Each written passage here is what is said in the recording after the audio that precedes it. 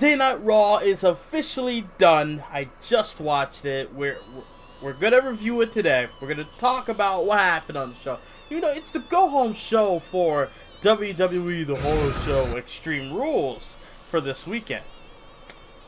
I'm not gonna lie to y'all. Did I enjoy the show? Somewhat. Up, down, somewhat. But there's also things there's other things I don't care for, and there are things I just let it just over my head. I don't really care for. I don't really care to listen, try to listen, care to even try to dissect. You know, like how everybody else be doing their reviews and shit. They just dissect every little detail. I'm not here for that. I'm just here to give you guys my opinion and just move on. Now, I will not lie. Okay, why is it Extreme Rules is the one pay-per-view, or one of the few pay-per-views of the entire year, where WWE just throws everything at the wall? Okay, that's gonna happen. And see if it sticks. Bray Wyatt with this creepy... If you guys look at the graphic for the match between Wyatt and Strowman, that graphic of Bray Wyatt is so creepy and funny to look at. This man's like this. He's really like this, like... It's so weird. Let's talk about Raw. In the Performance Center, like always. The show started off with the intro, like always. New graphics, by the way. I picked up on that very quickly. A couple weeks ago, I guess they changed up the original graphic that they had before, and they made it up more colorful, shiny, more 3D like graphic thing. You know, I noticed that. I noticed stuff like that. So the show starts. MVP's in the ring. VIP lounge. He brings out Dolph Ziggler, who's going to talk about his match with Drew McIntyre. You know, shitting on McIntyre, saying he's ungrateful that, you know, McIntyre didn't thank him for all the success he garnered, he gained over the last couple of years, over the last couple of months. You know, beating Brock at Mania, getting a title shot, winning the Rumble, etc. Right? All of that, saying that he picked McIntyre from obscurity and able to bring him into the star that he is today. Then McIntyre come out, he defended himself. He started to get a little pissed off. He even sucker punched Dolph Ziggler. He sucker punched Ziggler. He even, like, you know, flinched at MVP, you know, and MVP, like, he got scared. He jumped. Then we have Charlie Caruso backstage. And the second I hear Charlie Caruso, the first thing I think of is Andrade, Selena Vega, and Angel Garza all coming for the segment. And the way how she says Angel Garza, like, she gets all giddy when he comes to. So, Selena Vega obviously took over the interview. Basically said that, you know, Andrade and Garza have beaten the Viking Raiders before. Viking Raiders came through and said, you guys beat up our friends, the Street Profits. Well, in my head, I was like, nigga, y'all should be fighting for the tag team titles. Ain't no friends when it comes to the tag team titles. That's just me. I'm a selfish human being, but ain't no friends when it comes to championships. That's my lifestyle. I'm sorry. Either way. But yeah, they tried to defend the Street Profits, and then they said they're gonna go right through them. Charlie Caruso got smitten and started to look at Ivar, started getting all googly-eyed at Ivar, and then Ivar noticed it. He took the flower, or the rose, whatever the fuck. He took it from Garza, and he gave it to Charlie. Charlie was all, like, happy and smiling, and Garza was, like, all pissed, like, yo, what you doing? You backing on the... Well, not my chick, but the chick I'm flirting with. So, match happened immediately after, right? Commercial break took place, and then after the break, match took on. I did not notice it was an elimination match. I forgot about that. So, the match happens. I believe Eric was the one that got eliminated first. First one eliminated. So, Ivar going crazy. I believe he eliminated Andrade later on. By the end of the match, Ivar came back with a seated senton. Ivar goes on and hits a spin kick for a close 2 count as Andrade places Garza's foot on the bottom rope, and Garza was able to capitalize after Andrade got involved in the match. Ivar goes for a big senton from the corner, but Garza countered and turned into a powerbomb and turned into a pin. able to turn into a powerbomb and get the pinfall victory. Garza and Andrade beat the Viking Raiders again on Raw, but this time in an elimination tag team match. And then it looks like they're on the same page. Then we got Sarah Schreiber. Sarah Schreiber was with Ruby Riott, and then the Iconics came through talking shit, blah blah blah. I phased out. And then Riott introduces a certain somebody coming through, and it's Bianca Belair.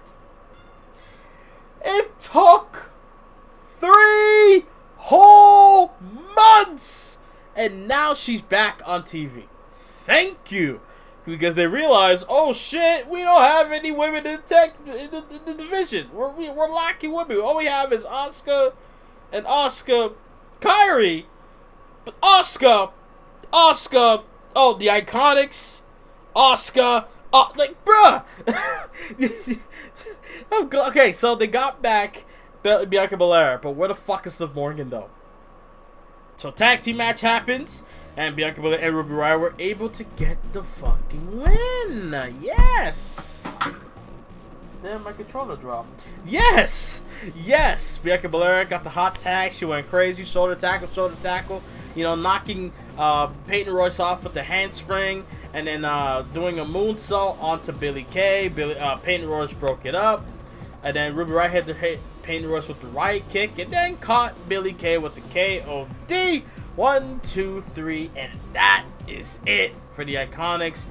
Hey, I know Bianca Belair should be in a better position.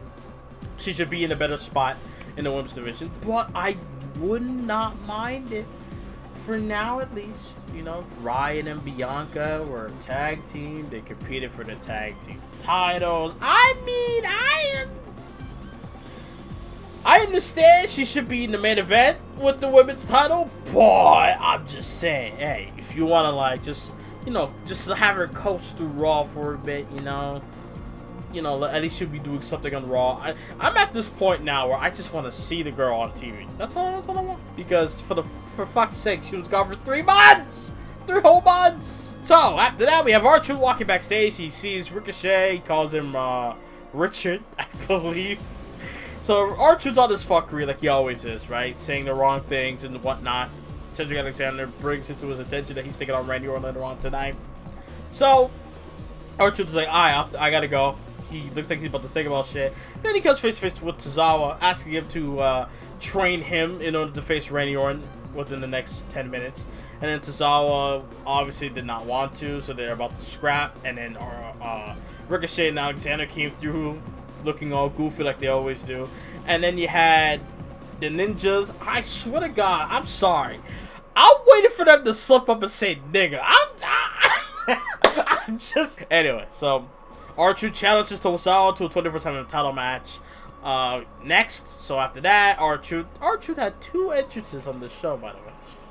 So he comes out, he raps, Tozawa's already in the ring, and then Shayna Baszler comes out. I'm like, where's she been? She's back. Good. Finally, break some bones. Entertain me, please. So she comes out. She beats up the Ninjas. Tozawa said, nah, you good. He left. R-Truth said, I will see myself out. Tossed the microphone. She caught it, by the way. Very good. And then she cuts a promo saying that all these weak-minded women champions are running around fooling themselves with delusion. That they are under control. That the libs and terror left in Baszler's wake are a distant memory. I am back to shatter the illusion by hitting everyone with a hard dose of reality. And I am that reality. I love the promo. I'm hoping that they do good for Baszler, because how the fuck can you fuck up Baszler? They already did by making Baszler lose to a pregnant woman! You have Seth Rollins come out. You have Seth Rollins cuts a promo about the match he's having with Rey Mysterio, saying that Rey Mysterio's not going to see the light of day, not going to see his son get married, not going to see his wife anymore, all because he's going to lose an eye at Extreme Rules.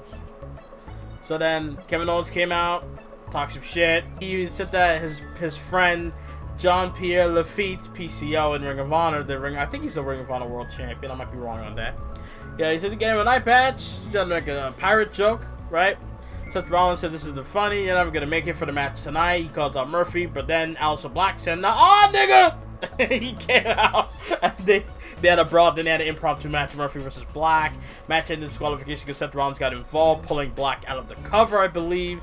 And then Rey Mysterio came out after Seth tried to run away, and then the match happened between Kevin Owens and Seth Rollins.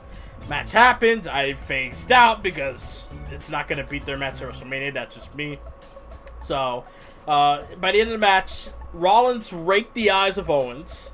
He tried to go for the stomp, but I believe Aleister Black got on the apron, distracted him. Dominic got on the apron, distracted him. Rey Mysterio got on the ring apron and distracted him.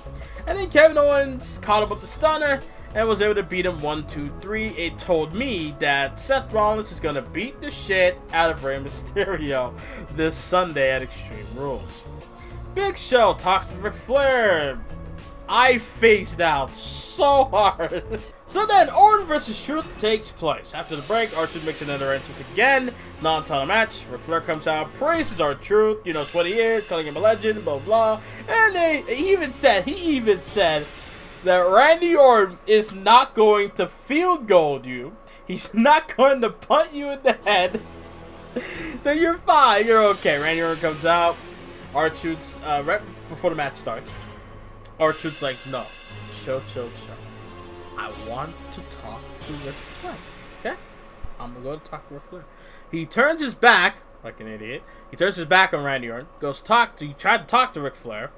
And then Orton said, no, I'm going to end this right now. And then Truth bait him in it for a bit. He punched him a bit. And then he tried to go for the scissors kick, the axe kick that he does. And then Orton caught him. RKO, 1, 2, 3. He tried to leave, but then he stayed back.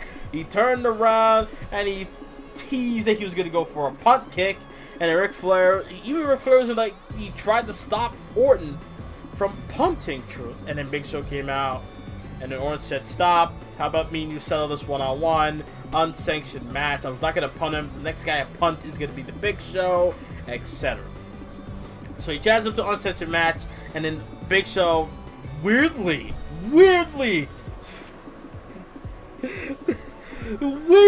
Big Show was like, okay! Then he just ran in the ring.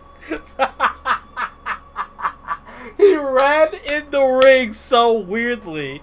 And then that was it. And then Orton's like, I'm in your head. Then next week, I'm like, okay. So after that, MVP and Lashley talking with Ricochet and Alexander. Ricochet was like, whoa, what do you mean you talked to him last week? Well, what's going on, right? So, and then Schreiber comes out of nowhere, trying to get words with MVP about his game plan heading towards Extreme Rules with the United States title on the line. MVP says he's not worried. He got this in the bag. He's going to beat Apollo and become the new U.S. champion. I would be damned if that's the case. I would love for Cruz to take the new belt, but not MVP winning the championship. I swear to God, please. I love MVP, but not to a point where I can even agree MVP being the United States champion over Apollo is a good idea. I can't. No, I just can't do it. I'd rather Lashley than MVP. That's just me. Yeah, I get flashbacks, bowling, all that shit. But come on. Come on! If I could be in 2009, I got the network for that, okay? I'm just saying. So Ricochet versus Bobby Lashley takes place. Nothing much here. They try to recreate what they did before, but in very lame fashion. So all I remember was Ricochet getting pounced around by Lashley. Ricochet tries to go for a comeback, but then Lashley caught him with the full Nelson, and then he taps out. And then he still had it in. Cedric came in to fight, and then Cedric did the neuralizer, the handspring head kick on the MVP, and then Lashley, I believe, got him with the full Nelson, and then both guys were standing tall in the end. Tony Caruso talking with Big Show, and then she's like, "Orton challenged you to a match, so what do you think? You look like you accept. Do you accept?" And he's like, "Charlie, I'm gonna tell you this. I'm gonna tell you and everyone else this. I accept."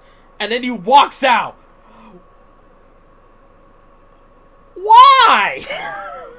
What are you, Big Show? Why are you being so overly dramatic. Why are you doing that? Why are you making these weird, ugly fucking expressions on your face with your big beard? Why are you making those expressions and then just making things more weird?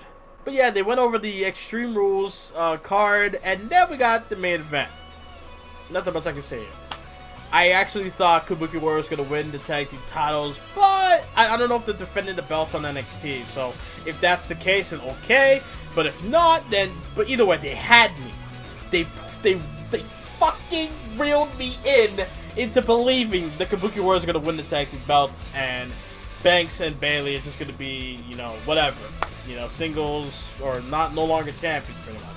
But they retained. Kairi Sane got caught into the Banks statement, and she tapped out. That match was great. Oh, it had my attention the entire time. So, if a match gets my attention for the entire time, from the entrance all the way to the end of the match, it's a good match in my book. That's just me. Hope you guys enjoyed Raw Review, the show. Again, up and down, man.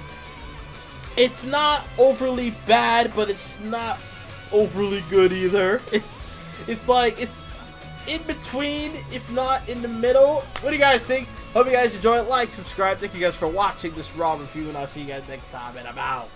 Later.